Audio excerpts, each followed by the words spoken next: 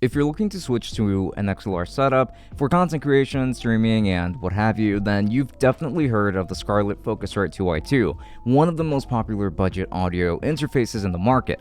There's a good reason why this one is so strongly recommended, and I sort of wanted to add to that with my own review after testing this for a little while here and being able to test this out with a bunch of different microphones. In this video, I'm actually going to be testing it out with 3 dynamic microphones and 3 condenser microphones alike.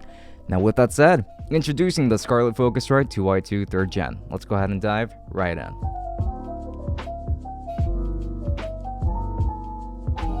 Before we continue, I just wanted to remind you that we have a Twitch channel where we stream every Friday and Saturday from 8 p.m. and to 10 p.m. Eastern Time, so why not go ahead and drop a follow? And also don't forget to follow us on Twitter and Instagram, and also make sure to check out the merch store. There's plenty of black and white sweetness to choose from up there, so go ahead and check that out. And then make sure to take a look at the podcast as well, as the podcast always goes live every Wednesday and Sunday. And with that said, enough rambling, let us get straight into the video.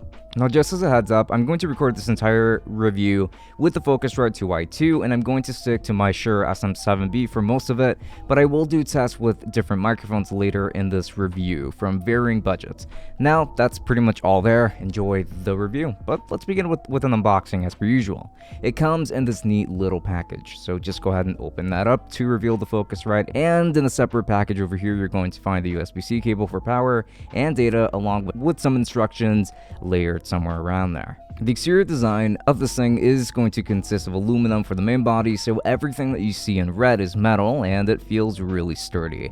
The front and the back, where the interactive parts, are going to be glossy and more of a fingerprint magnet for sure, but on the front you're going to find 2 XLR inputs with 2 gain knobs for each other, and they each get 2 presets for activating Inst, which I'm not quite sure what it means, and Air, which is actually described as giving your microphone a more open sound, but I actually didn't really like this setting. And you also got the 48-volt button for being able to use condenser microphones with it.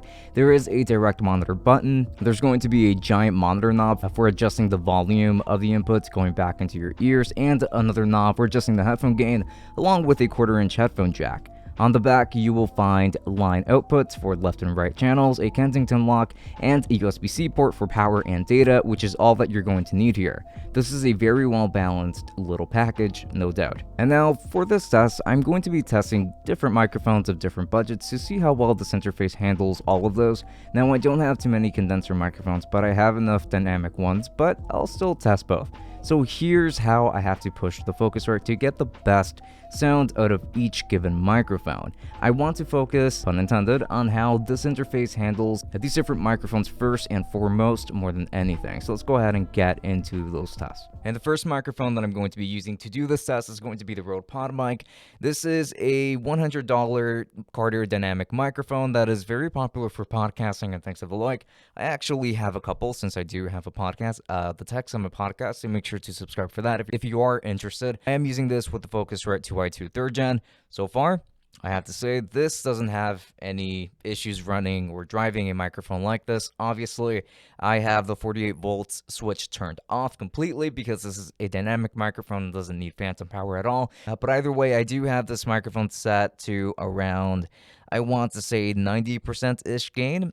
For some reason, it does require quite a bit for the Focusrite to be able to run this microphone quite a bit, since I do have to have the gain switched up this much. So that was kind of surprising to me, but yeah, this is the kind of sound and also just like the kind of performance that you can't expect with a microphone like this on the Focusrite 2i2, but it is going to vary depending on what microphone you're using, and I'm going to have more tests running around to show you exactly that. I'm starting off my first condenser test with the Blue Ember here, which is going to be a $100 condenser microphone from Blue, and I do have it connected to the Focusrite 2i2 3rd Gen. It is currently sitting at around 75% gain, and I did have to turn on the 45 volts switch for it, obviously, since it is a condenser microphone.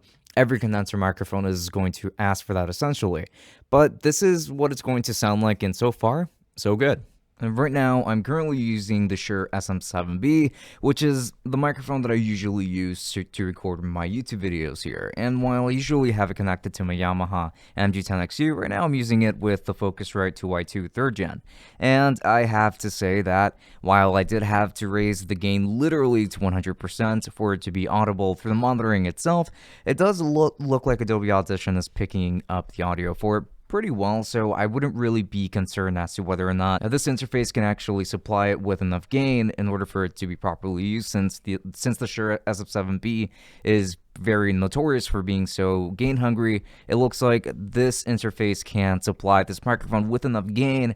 However, it's not like a surplus of gain that it can offer it. It's really just enough to get good sound out of this microphone, but it's not really like you've got a lot of headroom there. I'm literally recording this at 100% gain. This is a cardioid dynamic microphone that retails for about $400. And now this test is being done with a Stellar X2, which is a really fantastic cardioid condenser microphone that retails for around $200. I have it connected to the Focusrite 2i2 3rd Gen, and I do have this actually at around 50% gain, if not just a little bit lower. And it is actually still looking like it is a pretty loud microphone. I can still hear it very clearly in the monitoring, and this is what it's going to sound like with the Focusrite 2i2 3rd Gen. Honestly, this is pretty great, like just considering how flexible you can be with a microphone like this.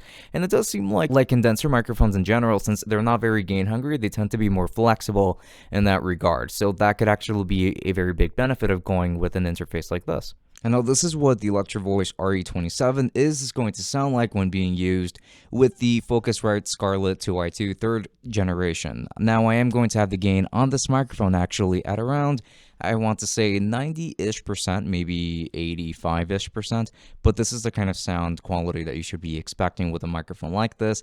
This is a $500 dynamic microphone. So right now you cannot see my face at all, and that is because I'm using the Rode NT1A that does have this shock mount and pop filter that is going to block out my face pretty much entirely. And for the sake of getting the best audio quality out of it, I'm speaking directly into it like this. But this is going to be a cardioid condenser microphone that retails for around $250. This is one of the most popular options, quite frankly, because it is just fantastic for spoken word applications. It's just a very clean and, well, just a great sounding microphone overall. And now on the Focusrite 2i2 3rd Gen, I do have this at around 55% gain, and that's honestly pretty good for it. But this interface has no issues driving this microphone at all. It has been pretty fantastic here, and yes, obviously I do have the 48 volts switch turned on, but this is the kind of sound quality that you can expect with it, and this is how it goes about handling it. Also high. And that's pretty much it. This interface is honestly a really good value for the money. The preamps are very clean, so you won't hear any noise coming from the interface directly, at least I don't, as you heard, and you can still use something like an SM7B with it if you wanted to, which is known for being super gain hungry. This doesn't have a ton of gain per se, but it's okay for the price. If not, still great. You can use a wide variety of different microphones with it, and I liked it more with condenser microphones here because they don't tend to be gain hungry at all, unlike dynamic microphones, which are notorious for just that. Now, with the most expensive microphone in my lineup, the RE20, I got actually pretty good performance here, I would say, from the rest of the dynamic microphone lineup, because it didn't require as much gain as the other ones for you to really get the most out of them. But the Shure SM7B over here and Podmic did require a lot more, I would say. And I do hope that this video was helpful to you, and even if you're not on a budget, you can get away with saving a lot of money, since this is still a high quality interface. So unless you need like a hardline EQ, like with something like, let's say, the Yamaha MG10XU, then I can strongly recommend this interface if you just want to make sure that you have an interface that can support just about any XLR microphone that you're likely to look into. So with that said, highly recommend it. And if you're interested in purchasing this interface, then I'll be making sure to leave affiliate links down to Amazon in the description. And if you would like to see if there are any sales out there, then do make sure to click on my link to Luster, because that is going to, just if there are any kind of sales out there, and to see what other audio interfaces are recommended alongside this one, or instead of using this one. So that's going to be a super useful tool, highly recommended. But if you've already decided that you do want this interface, then I am going to leave a link below also to ABUNDA, which is going to be a great service for financing financing this thing, where you don't need a credit card at all. It is just going to be super simple, so I do strongly recommend it. I like to finance a lot of things, and this is one of those things that I ended up financing. So if you use any of my links, I get a small commission that does help out the channel quite a bit, so I'd appreciate that quite a bit. And also, don't forget to stop by the Tech Summit podcast, so just make sure to subscribe so that you don't miss any episodes. I like to stream on Twitch every Friday and Saturday as well, and every time that I do my review on this channel. So links to my Twitch down below. There's also the Tech Summit Discord, so don't forget about that. And not to mention that I'm going to have my Twitter, my Instagram, if you're into that as well. But with that said, this has been Francisco from Tech Summit. Thank you for watching, and I will be seeing you all later. Enjoy.